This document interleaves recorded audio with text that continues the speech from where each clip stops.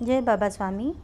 हिमालय का समर्पण योग भाग पहला, पेज नंबर 61। एक दिन सुबह गुरुदेव ने अपनी हिमालय प्रवास की बातें बताना प्रारंभ किया और उन्होंने बताया, हिमालय पर्वत श्रृंखला के पास छोटे छोटे कबीले हैं, छोटे छोटे गांव हैं। वहाँ पर अपने शरीर की बीमारियाँ ठीक करने के लिए लोग पृथ्वी तत्व का उपयोग करते हैं।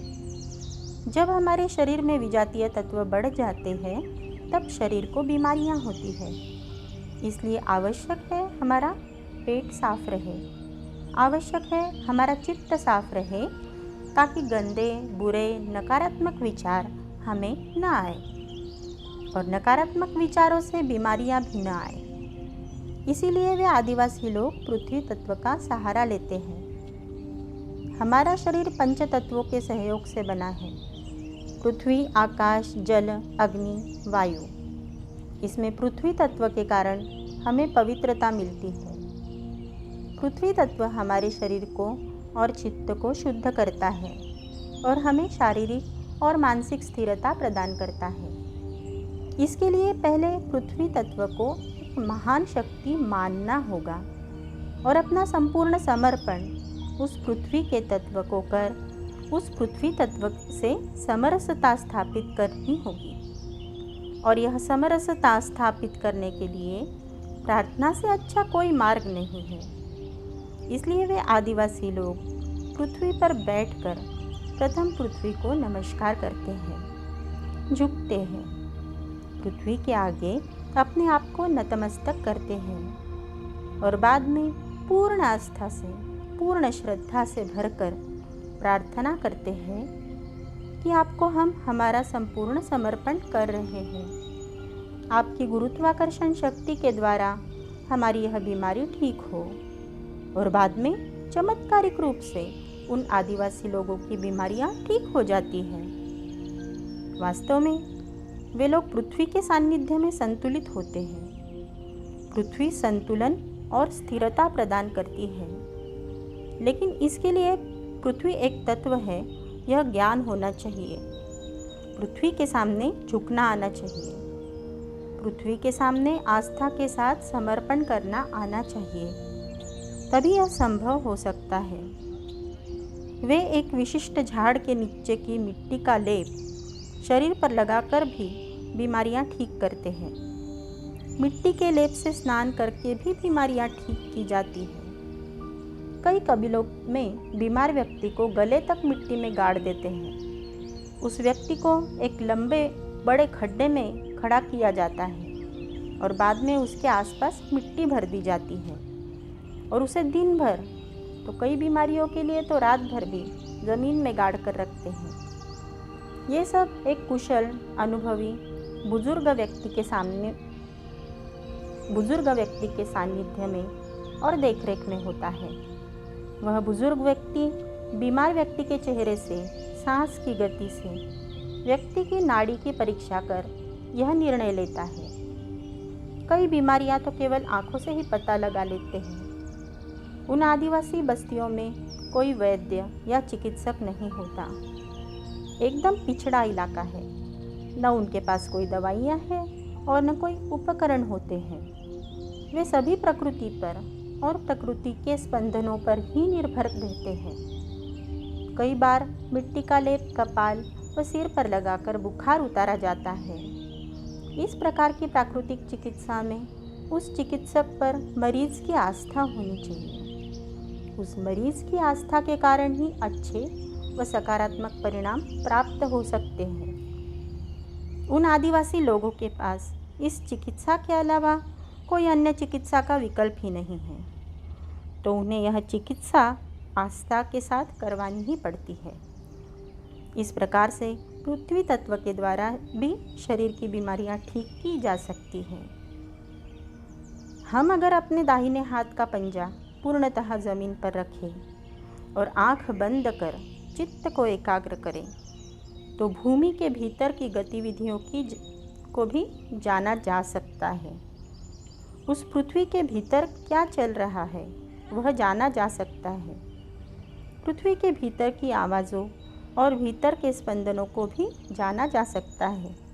ऐसा कहकर उन्होंने अपने दाहिने हाथ का पंजा पूर्णतः ज़मीन पर टिकाया और आंखें बंद कर चित्त को एकाग्र किया और मुझे भी करने के लिए कहा।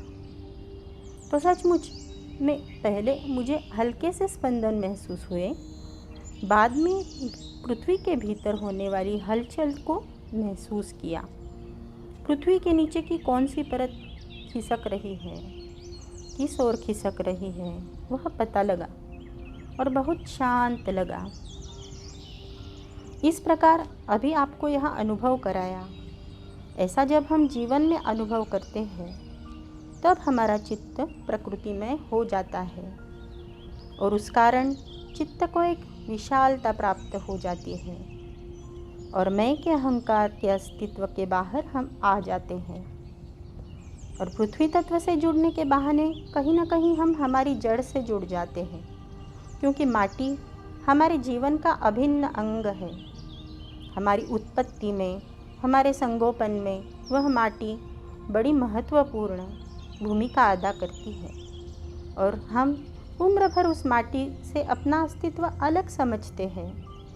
फिर भी माटी को हमारे जीवन के बाद हमारे शरीर को स्वीकार करने में कोई संकोच नहीं होता। मनुष्य को इसीलिए मिट्टी का पुतला कहते हैं। यह शरीर रूपी माटी का पुतला मिट्टी से निर्मित होता है और अंत में मिट्टी में ही मिल जाता है। यह मिट्टी ही अंतिम सत्य है। आत्मा को मोक्ष प्राप्ति में सहायता करने के लिए ही पृथ्वी एक वाहन के रूप में आत्मा को यह मिट्टी का शरीर प्रदान करती है। मोक्ष अगर एक मंजिल है तो उस मंजिल तक पहुंचने का वाहन यह मिट्टी का पुतला है। मिट्टी पुतला बनाकर आत्मा को एक साधन प्रदान करती है ताकि वह अपने जीवन में, अपने समय में मोक्ष मंजिल को प्राप्त कर सके। कई बार कई संत इस धरती पर अवतरित होते हैं और किसी स्थान विशेष को पवित्र करते हैं। उनके कारण उस स्थान की स्पंदन की शक्ति बढ़ जाती है। उन संतों के सानिध्य के कारण उस स्थान विशेष का प्रभाव बढ़ जाता है। उनके लिए कोई भूमि अच्छी या कोई भूमि खराब नहीं होती। वे भूमि की अच्छी या खराब स्थिति नहीं देखते हैं, वे समूची भूमि की शक्ति से जुड़े होते हैं। इसी कारण संत किसी भी भूमि पर निवास करें, किसी भी स्थान पर बैठें, किसी भी स्थान को उनके चैतन्यपूर्ण शरीर का सानिध्य मिले, वह स्थान विशेष पवित्र हो जाता है, क्योंकि उनके सानिध्य में प्राप्त चैतन्य उस स्थान पर सदैव बना ही रहता है। संत का शरीर नाशवान है, पर शरीर का चैतन्य चिरस्थायी होता है। वह संत की जीवन समाप्ति के बाद भी सैकड़ों सालों तक अनुभूतियाँ प्रदान करते ही रहता है, बल्कि जितना अधिक समय बीतेगा उस समय के बीतने के साथ साथ उसके चैतन्य का स्तर बढ़ते ही जाएगा, क्योंकि उस स्थान पर निसर्ग से अधिक चैतन्य होता है और इसी कारण आसपास के वातावरण का चैतन्य भी वहाँ नैसर्गिक रूप से एकत्र होने लगता है। अच्छे स्थान पर अच्छे चैतन्य की सामूहिकता निर्मित हो जाती है। इसीलिए समय के साथ वह बढ़ती जाएगी, क्योंकि उस स्थान पर उस संत की संकल्प शक्ति विद्यमान होती है और उस अतिरिक्त चैतन्य शक्ति के कारण उस स्थान पर कोई भी प्राणी जाता है तो उस स्थान के चैतन्य से प्रभावित होता है और उस स्थान पर जाने पर वह प्रकृतिमय हो जाता है, क्योंकि उस स्थान पर प्रकृति की शक्तियों का केंद्रीकरण हुआ है। कोई भूमि अच्छी या बुरी नहीं होती, उस पर रहने वाले लोग और उनके विचार और उनके कर्म वहाँ अच्छे या बुरे प्रभाव का निर्माण करते हैं। प्रकृति से जुड़े हुए, समरसता प्राप्त किए हुए मनुष्य का प्रभाव सदैव अच्छा रहता है और अपना अस्तित्व प्रकृति से अलग बनाकर रखने से बुरे प्रभाव का निर्माण होता है। अलग अस्तित्व का निर्माण होने पर मनुष्य को लघुता प्राप्त होती है और अस्तित्व की लघुता मिलने पर जीवन की अनेक समस्याएं खड़ी हो जाती हैं और उस मनुष्य का प्रभाव और खराब होने लग जाता है। और खराब होने लग जाता है। प्रकृति से अलग अस्तित्व वाला मनुष्य कमज़ोर मनुष्य होता है। इसलिए मनुष्य के विचारों के अनुसार मनुष्य के घर के ऊर्जा स्थान कमज़ोर या शक्तिशाली बन जाते हैं। जिस प्रकार से मनुष्य सांस लेता है, वनस्पति सांस लेती है, ठीक उसी प्रकार से स्थान भी सांस लेता है। अगर एक स्थान को चारों ओर से लगातार अच्छी ऊर्जा शक्ति प्राप्त होती है तो वह स्थान संतुलित हो जाता है। गुरुदेव ने एक प्रयोग कर समझाने का प्रयास किया। एक ही झाड़ के दो बीज लिए। एक बीज एक स्थान पर बो दिया और दूसरे बीज को एक विशिष्ट स्थान पर बोया। उस विशिष्ट स्थान वाले बीज को गुरुदेव रोज अलग अलग दिशाओं से चारों ओर से ऊर्जा देते थे। पहले वे बीज की पूर्व दिशा में बैठकर ऊर्जा ग्रहण करते थे और बीज को ऊर्जा देते थे। फिर दक्षिण दिशा में बैठते और बीज को ऊर्जा देते थे और फिर पश्चिम दिशा में बैठकर ऊर्जा ग्रहण करते थे और ऊर्जा प्रदान करते थे। फिर उत्तर दिशा में बैठते थे, ऊर्जा ग्रहण करते थे और बीज को ऊर्जा प्रदान करते थे। तो 8 दिनों बाद देखा तो जिस बीज को नियमित ऊर्जा देते थे वह बीज अंकुरित होकर उसमें पत्ते भी निकल आए, जबकि दूसरा सामान्य बीज अंकुरित भी नहीं हुआ था। गुरुदेव ने कहा, देखो, चारों ओर से ऊर्जा ग्रहण करने के कारण एक संतुलित ऊर्जा से इस बीज का शीघ्र विकास हुआ है। ऊर्जा देने का क्रम पूर्व, दक्षिण, पश्चिम, उत्तर इस निश्चित क्रम से ही होगा तो वह अधिक प्रभावशाली होगा। ठीक इसी प्रकार से मनुष्य को अपने निवास स्थान के आसपास की चारों दिशाएं खुली रखनी चाहिए ताकि चारों ओर से निवास को ऊर्जा मिल सके। इसी आधार पर ही वास्तुशास्त्र बना हुआ है। इन दिशाओं की ऊर्जा का ज्ञान पशु पक्षियों को भी होता है। स्थान को सदैव चारों ओर से ऊर्जा मिलना अत्यंत आवश्यक है। मनुष्य विचार कर करके अपने आसपास खराब ऊर्जा निर्मित कर लेता है। इसी कारण बाहर से मिलने वाली ऊर्जा उसे नहीं मिल पाती है। साधारणतः हमारा चित्त जहाँ पर केंद्रित होता है तो थोड़े समय के बाद उसके विचार हमें आने लगते हैं। यही स्वप्न की दशा में होता है। अनजाने में ही अगर मनुष्य चित्त में कुछ भीतर भरकर रखता है वही उसके स्वप्न में भी दिखता है। लेकिन स्वप्न में जो दिखता है चित्त की बहुत सी बातों का मिश्रण होता है। इसलिए जीवन के अलग अलग कालखंड जुड़कर स्वप्न का निर्माण होता है।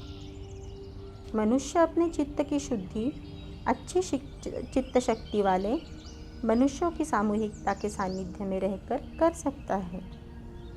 सद्गुरु अच्छी सामूहिकता पाने का एक माध्यम होता है।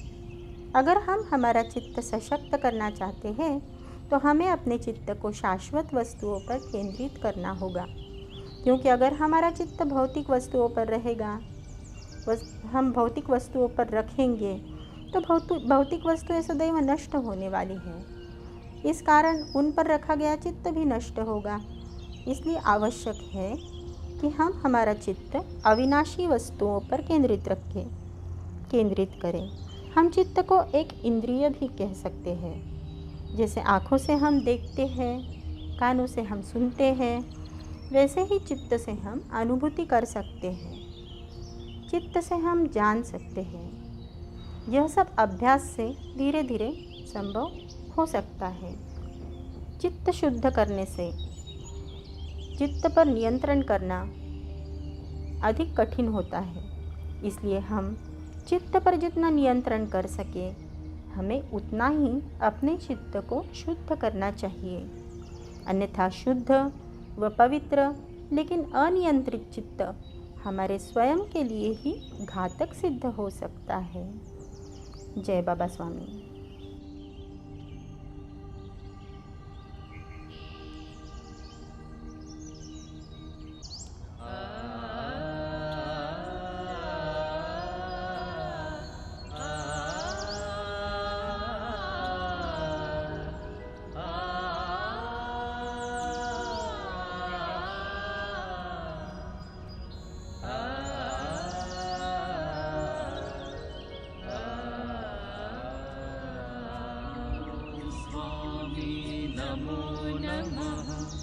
श्री स्वामी नमो नमः। बाबा स्वामी नमो नमः। श्री सद्गुरु स्वामी नमो नमः। ॐ स्वामी नमो नमः। श्री स्वामी नमो नमः। बाबा स्वामी नमो नमः। श्री सद्गुरु स्वामी नमो नमः। ॐ स्वामी नमो नमः। श्री स्वामी नमो नमः। बाबा स्वामी नमो नमः। श्री सद्गुरु स्वामी नमो नमः। ॐ स्वामी नमो नमः।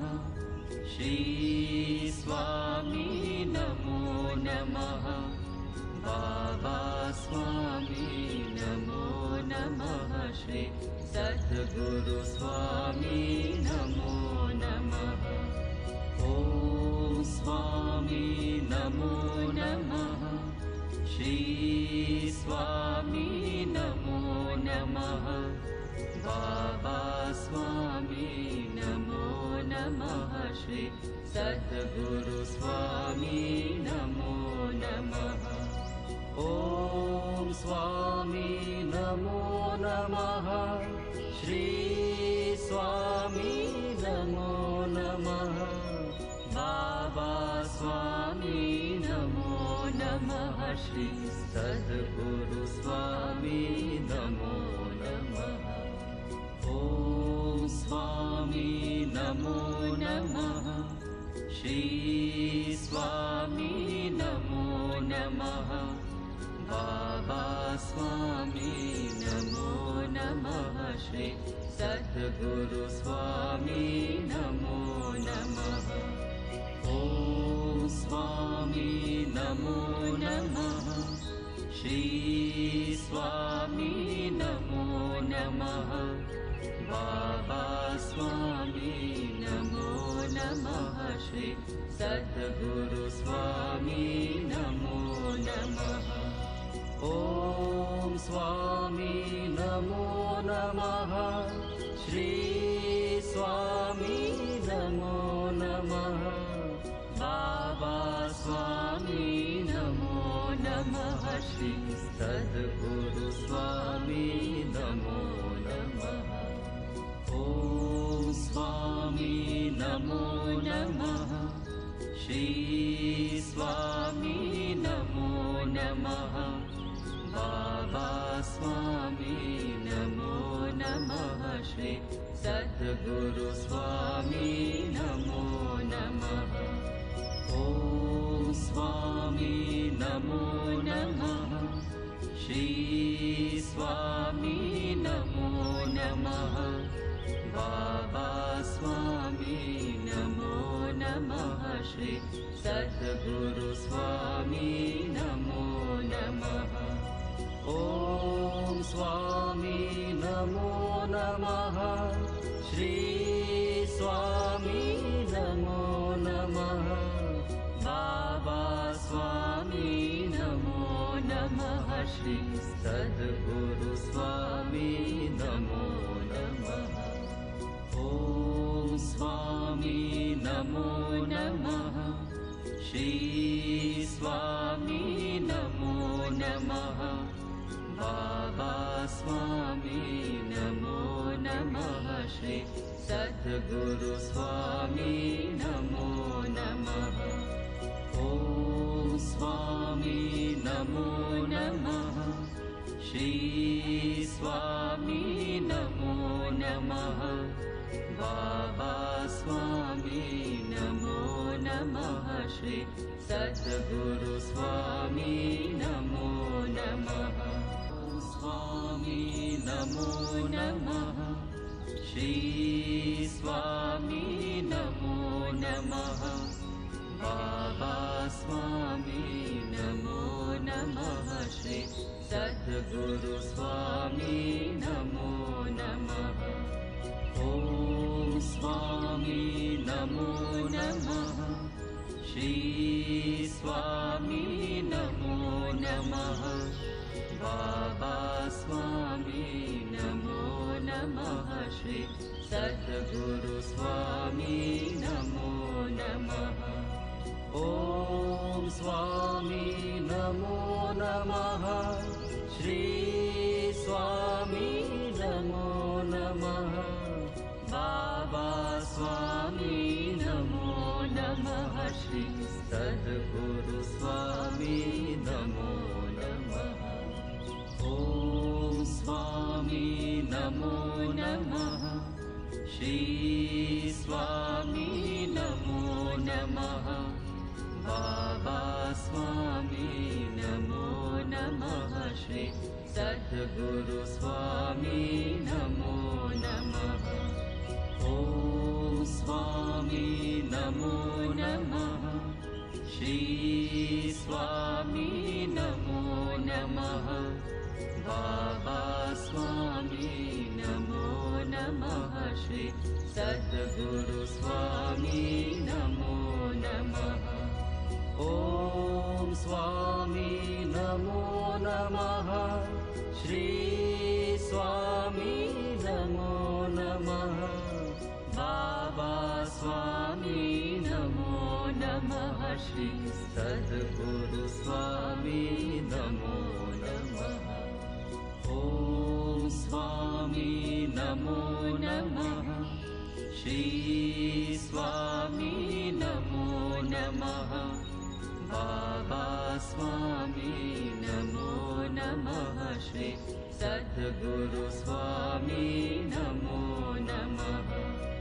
ॐ स्वामी नमो नमः श्री स्वामी नमो नमः बाबा स्वामी नमो नमः श्री सद्गुरु स्वामी नमो नमः ॐ स्वामी नमो नमः श्री स्वामी नमो नमः बाबा स्वामी नमो नमः श्री सद्गुरु स्वामी नमो नमः ॐ स्वामी नमो नमः श्री स्वामी नमो नमः बाबा स्वामी नमो नमः श्री सद्गुरु स्वामी नमो नमः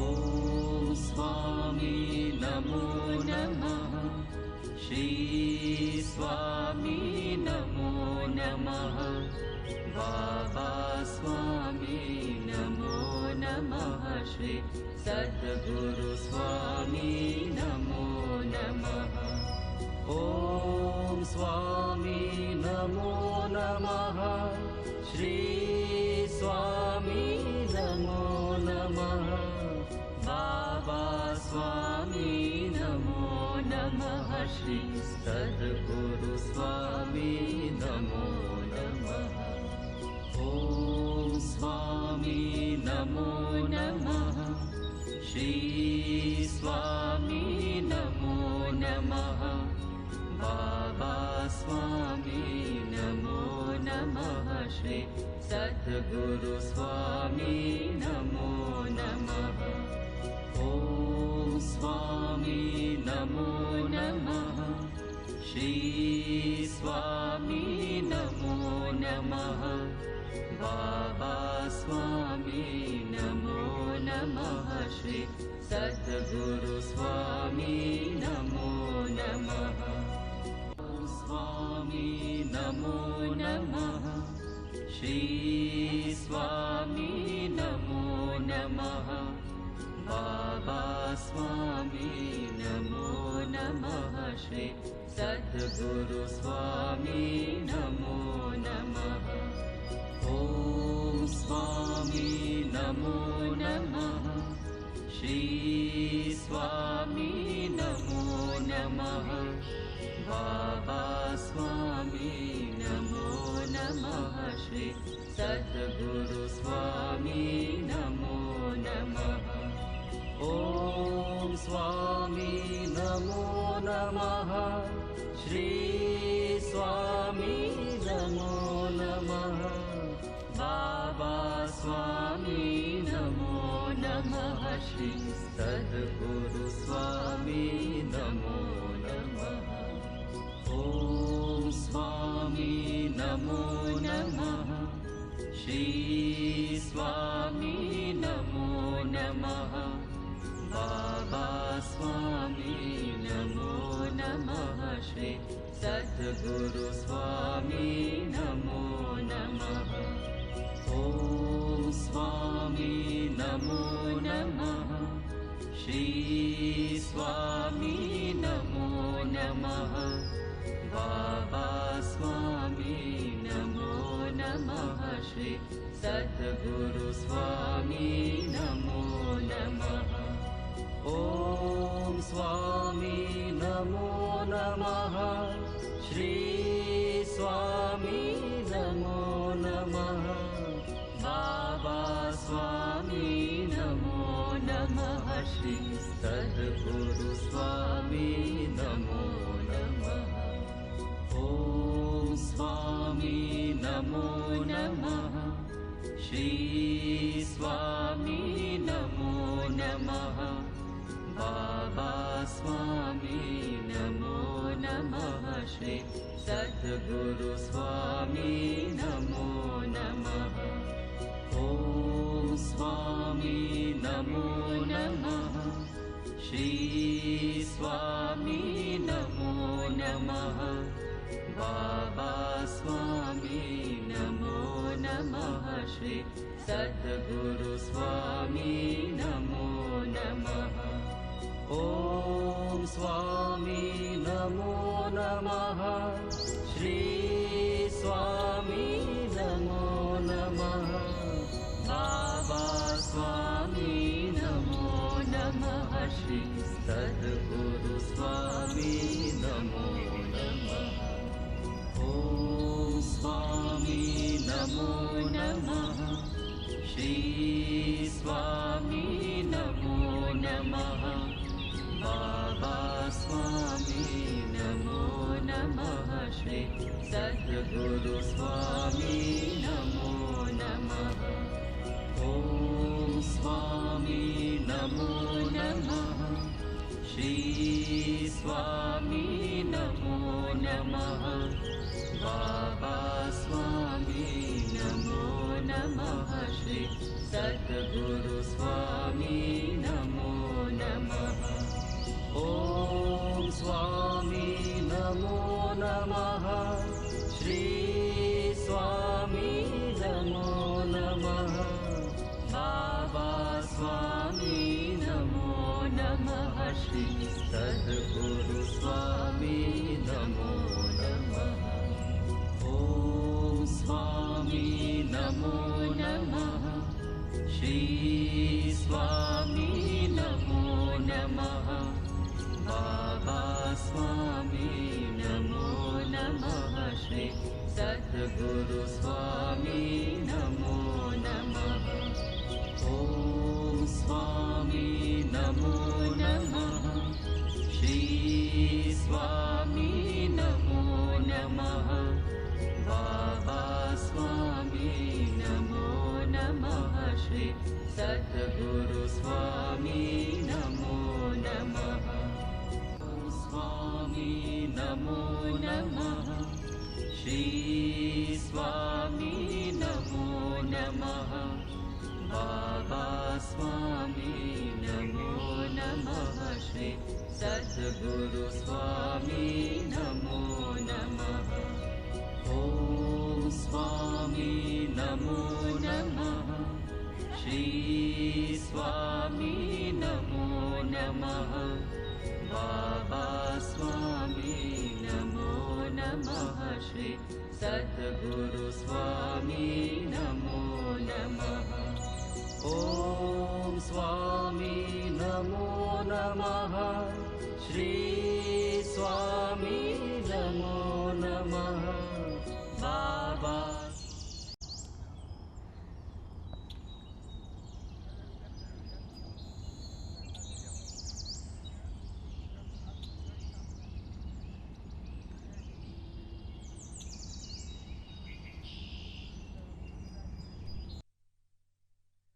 गुरुर्ब्रह्मा गुरुर्विष्णु गुरुर्देवो महेश्वरा गुरुर्साक्षात् परब्रह्म तस्मै श्री गुरुवे नमः।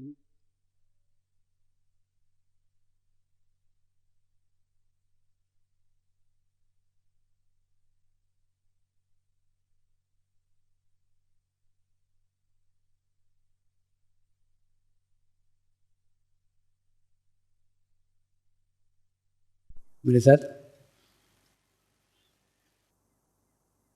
ध्यान की शुरुआत करेंगे।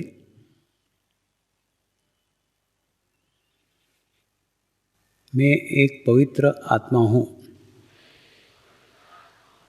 मैं एक शुद्ध आत्मा हूँ। मैं एक पवित्र आत्मा हूँ। मैं एक शुद्ध आत्मा हूँ। मैं एक पवित्र आत्मा हूँ। मैं एक शुद्ध आत्मा हूँ। गुरु मंत्र का उच्चारण करेंगे।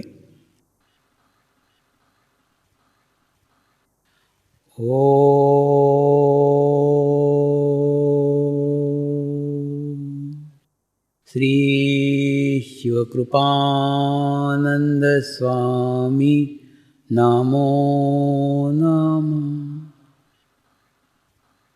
ओम श्री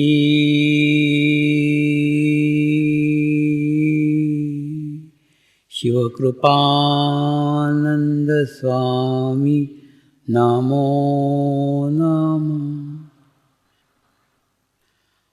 ओम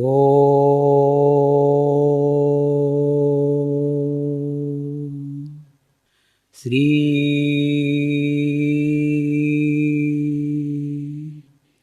शिवकृपानंद स्वामी नमो नमः। ओम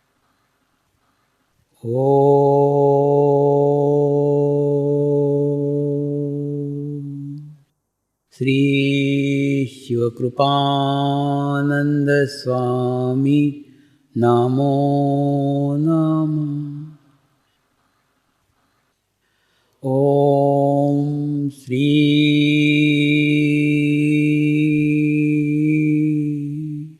शिवकृपानंद स्वामी नमो नमः। ओम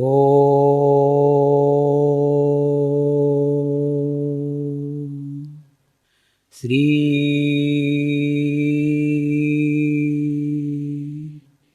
शिवकृपानंद स्वामी नमो नमः। ओम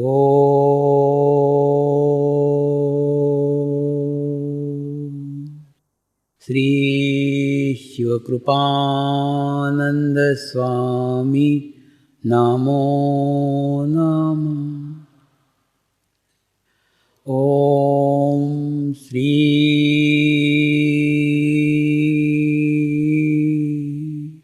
शिवकृपानंद स्वामी नमो नमः। ओम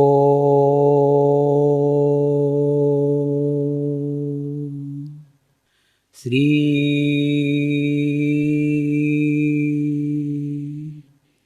शिवकृपानंद स्वामी नमो नमः।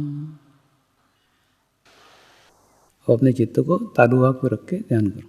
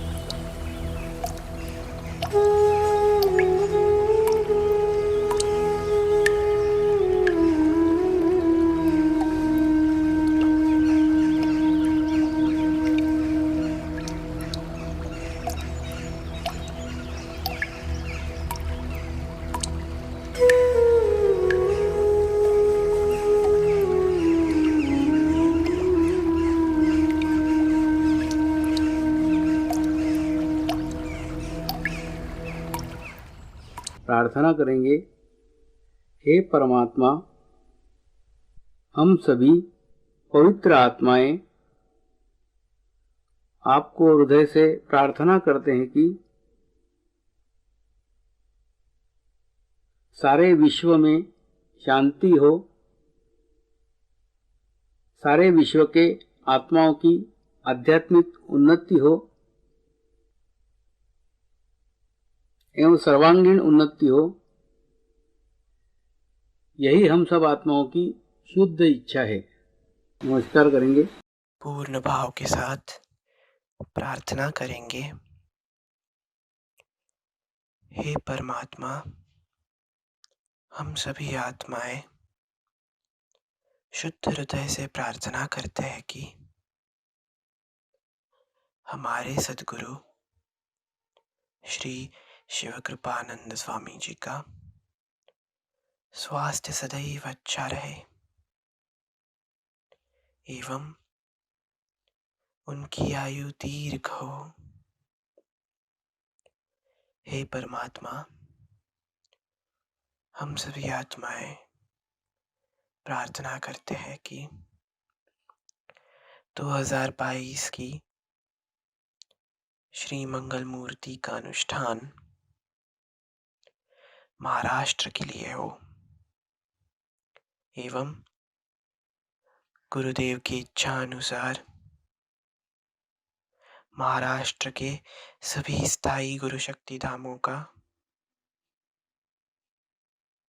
निर्माण कार्य जल्द से जल्द संपन्न हो, निर्विघ्न संपन्न हो। यही हम सब आत्माओं की शुद्ध प्रार्थना है, शुद्ध प्रार्थना है, शुद्ध प्रार्थना है।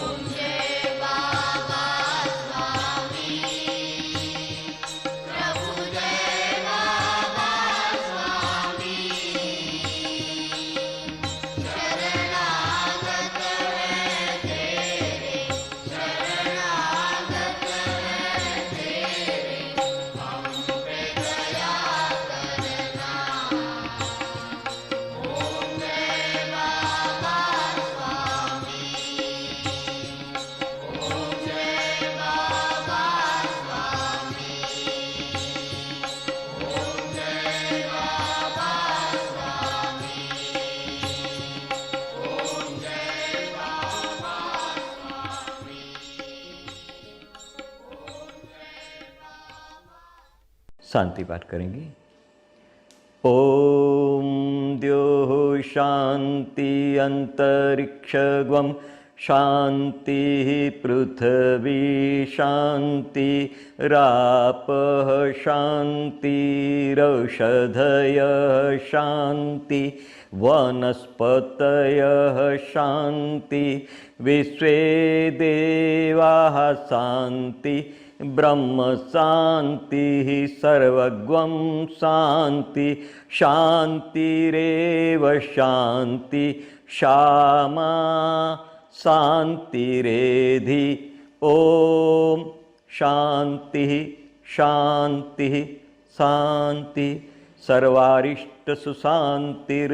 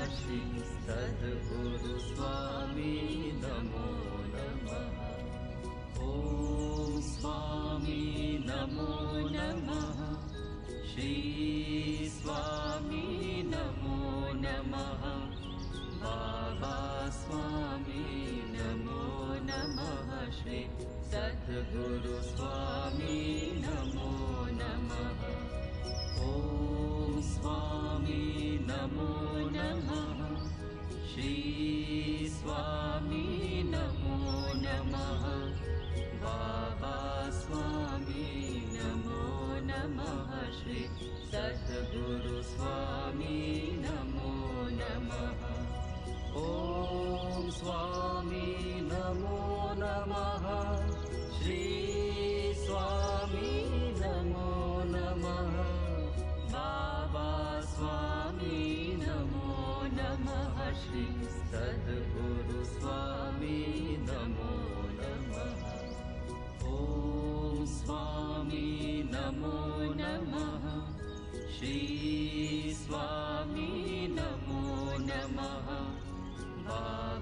स्वामी नमो नमः श्री सद्गुरु स्वामी नमो नमः ॐ स्वामी नमो नमः श्री स्वामी नमो नमः बाबा स्वामी नमो नमः श्री सद्गुरु स्वामी नमो नमः स्वामी नमो नमः श्री स्वामी नमो नमः बाबा स्वामी नमो नमः श्री सद्गुरु स्वामी नमो नमः ॐ स्वामी नमो नमः श्री स्वामी नमो नमः बाबा